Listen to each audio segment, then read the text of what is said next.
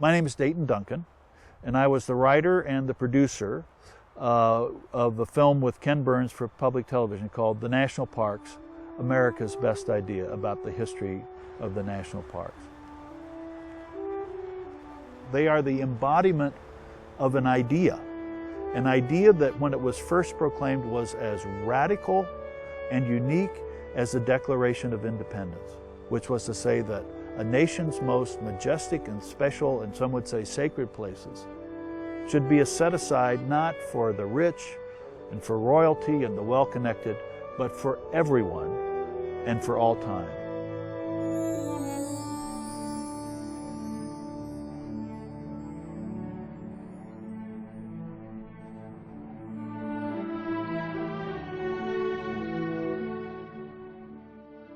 It was a historic moment in 1864 when they set Yosemite aside.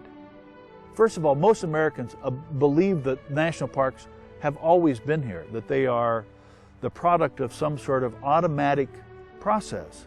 And the truth is, they haven't always been here, and they are only the result of visionary people, dedicated people, often engaging in a long, hard fight to try to save a place from destruction.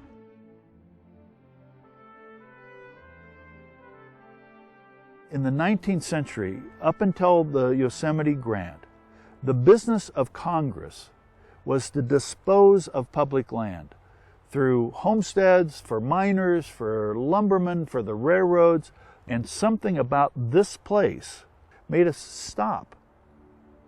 Say, at least here, let's do something different.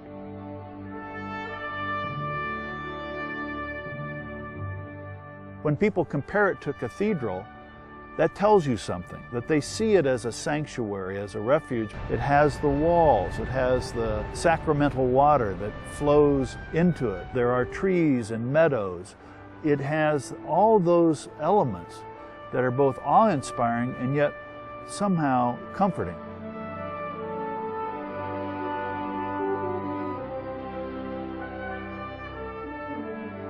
This is an ambassador to the larger natural world that we hope will be better protected, and the best way to start more people down that trail that John Muir tries to lead us through is to take the same trail he did, which is to come to Yosemite and fall in love with it and be inspired by it, and then go forth to try to inspire or at least convince other people to do their part too.